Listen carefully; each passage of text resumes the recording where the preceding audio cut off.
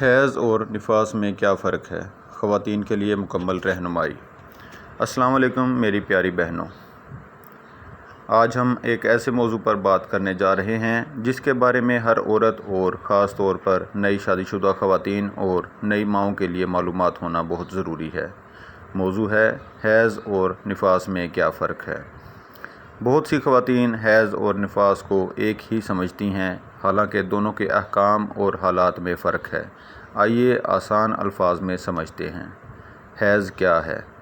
حیض وہ قدرتی خون ہے جو عورت کو اس کی معمول کی ماہواری کے دنوں میں آتا ہے۔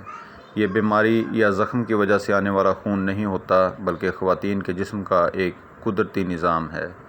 فقہ حنفی کے مطابق حیض کی کم از کم مدت 3 دن اور 3 راتیں اور زیادہ سے زیادہ مدت 10 دن اور 10 راتیں ہیں۔ اگر خون اس سے زیادہ جاری رہے تو اس کے احکام الگ تفصیل رکھتے ہیں، جس کے لیے کسی مستند عالمہ یا مفتی سے اپنی صورتحال کے مطابق مسئلہ پوچھنا چاہیے۔ حیض کے دوران نماز اور روزے کے احکام بھی مخصوص ہوتے ہیں۔ حیض کی حالت میں عورت نماز ادا نہیں کرتی اور بعد میں ان نمازوں کی قضا بھی نہیں ہوتی، جبکہ رمضان کے جو روزے حیض کی وجہ سے رہ جائیں ان کی بعد میں قضا کی جاتی ہے۔ نفاس کیا ہے؟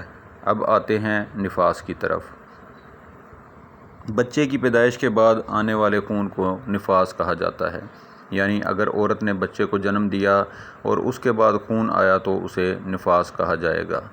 فقہ حنفی کے مطابق نفاس کی زیادہ سے زیادہ مدت 40 دن ہے۔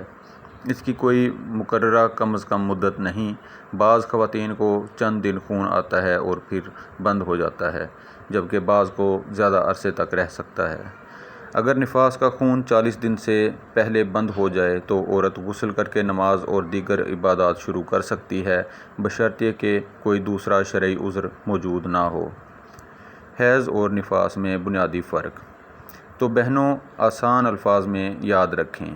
حیض ماہانہ معمول کے دنوں میں آنے والا خون، نفاس بچے کی پیدائش کے بعد آنے والا خون۔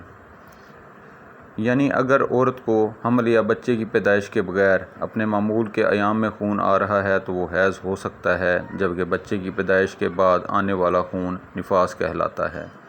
دونوں حالتوں میں نماز اور روزے کے احکام کے حوالے سے بنیادی طور پر عورت نماز ادا نہیں کرتی اور حیض و نفاس کی وجہ سے رہ جانے والی رمضان کے روزوں کی قضا کی جاتی ہے۔ ایک اہم بات، خواتین کو یہ بھی سمجھنا چاہیے کہ ہر خون کو فوراً حیض یا نفاس قرار دینا درست نہیں۔ حمل کے دوران خون آنا، ولادت کے بعد خون کا غیر معمولی طور پر جاری رہنا یا مخصوص مدت سے ہٹ کر خون آنا مختلف احکام رکھ سکتا ہے۔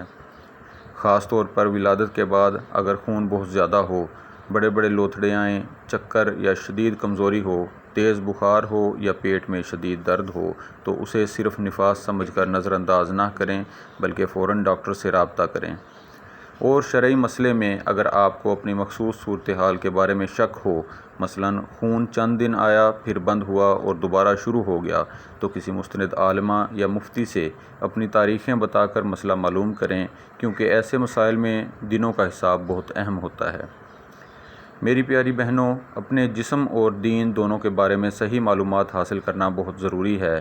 حیا کا مطلب یہ نہیں کہ ہم ضروری مسائل پوچھنے سے بھی شرمائیں۔ خواتین کے لیے حیض، نفاس، حمل اور پاکی کے مسائل جاننا ایک اہم ضرورت ہے۔ اگر آپ کو یہ معلومات مفید لگی ہوں تو ویڈیو کو لائک کریں، اپنے گھر کی خواتین اور سہیلیوں کے ساتھ شیئر کریں اور ایسے ہی مفید معلوماتی ویڈیوز کے لیے چینل کو سبسکرائب ضرور کریں۔ اللہ تعالی ہم سب کو دین کی صحیح سمجھ عطا فرمائے اور تمام ماؤں اور بہنوں کو صحت و سلامتی عطا فرمائے۔ آمین۔